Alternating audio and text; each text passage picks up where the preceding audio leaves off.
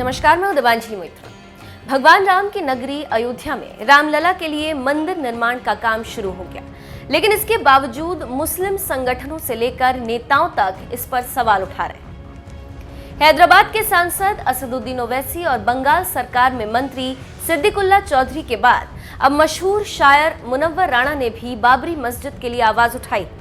उन्होंने तो कोर्ट के फैसले पर भी सवाल उठा दिया। मां पर शायरी लिखने वाले शायर मुनव्वर राणा सुप्रीम कोर्ट के फैसले से नाराज हैं। वो कहते हैं कि कोर्ट से हमें न्याय नहीं मिला। अयोध्या में भूमि पूजन के बाद मुनव्वर राणा ने कोर्ट के फैसले पर सवाल उठाते हुए कहा कि विवाद में फैसला तो आ गया, लेकिन न्याय ही नहीं मिला।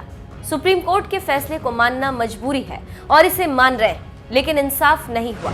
असदुद्दीन ओवैसी की तरह ही शायर मुनव्वर राणा ने भी पीएम मोदी के अयोध्या जाने का विरोध किया।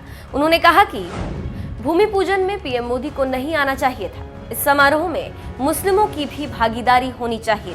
मुनव्वर राणा शिया और सुन्नी बोर्ड पर भी बेहद खफा दिखे। उन्होंने पीएम मोदी को पत्र लिखकर मांग की है कि शिया और सुन्नी बोर्ड जैसी संस्थाओं को खत्म किया जाए। ये संस्थाएं मुसलमानों की रहनुमाई नहीं करती। ऐसे में देवबंद या दूसरे मुस्लिम मदारिस को साथ लेकर मस्जिद की बात की जाए। सुप्रीम कोर्ट के फैसले के बाद योगी सरकार ने मुस्लिम समुदाय का अयोध्या में ही रौनाही इलाके में मस्जिद निर्माण के लिए 5 एकड़ जमीन दी, लेकिन मुनव्वर राणा चाहते हैं कि जमीन पर मस्जिद का निर्माण ना हो। उन्होंने अयोध्या में दी गई जमीन पर भगवान राम के पिता राजा दशरथ के नाम पर अस्पताल बनाए जाने की मांग की। मुनव्वर राणा को योगी के मंत्री का जवाब।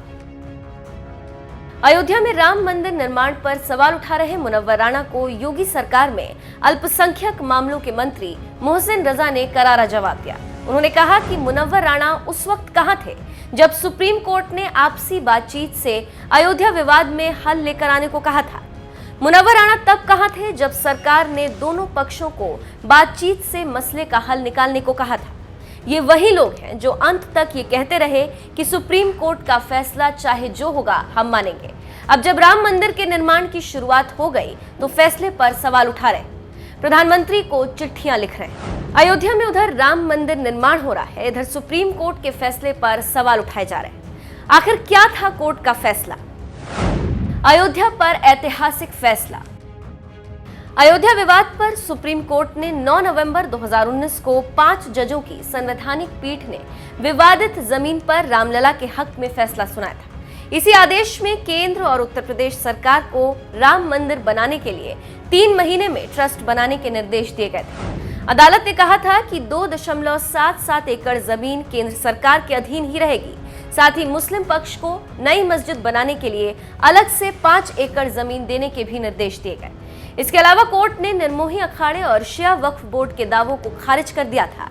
हालांकि निर्मोही अखाड़े को ट्रस्ट में जगह देने की अनुमति को स्वीकार कर लिया गया था। इस फैसले के बाद गठित की गई श्रीराम जन्मभूमि तीर्थ क्षेत्र ट्रस्ट ने 5 अगस्त को भूमि पूजन के बाद भव्य राम मंदिर निर्माण की शुरुआत भी कर दी। तो वहीं योगी सरकार से मिली 5 एकड़ जमीन पर मस्जिद निर्माण के लिए भी ट्रस्ट का गठन हो गया। अयोध्या जिला मुख्यालय से 18 किलोमीटर की दूरी पर थाना रौनाही इलाके में से करीब 200 मीटर पीछे 5 एकड़ जमीन मस्जिद के लिए आवंटित की गई। इसी जमीन पर मस्जिद का निर्माण होना है।